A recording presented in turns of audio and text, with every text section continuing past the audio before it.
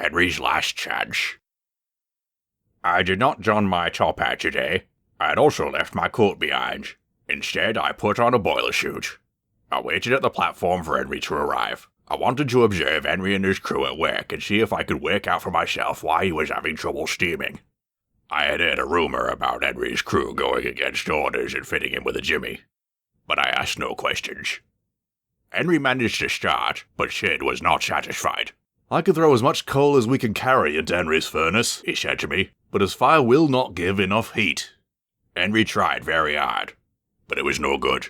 He grew weaker and weaker as the journey went on, and then he ran out of steam completely and came to a stop outside Edward's station. Oh dear, groaned Enry. I shall be sent to the scrapyard just like that poor engine Eunice saw. Edward took charge of the train, while Enry crept slowly into a siding. What do you reckon is the matter, Sid? I asked. The fact is, said Sid, mopping his face, the coal is wrong. We've had a poor lot lately, and today it's worse. The other engines can cope, they have big furnaces. Enry's is small and can't make the heat.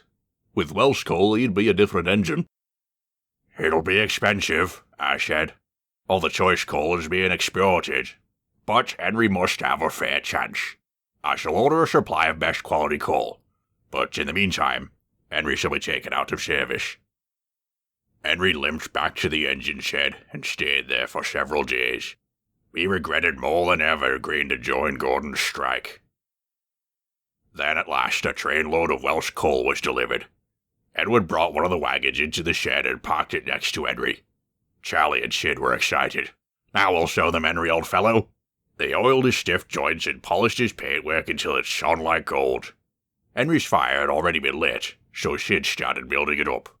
He put large lumps of coal like a wall around the outside, and then covered the glowing middle part with smaller lumps.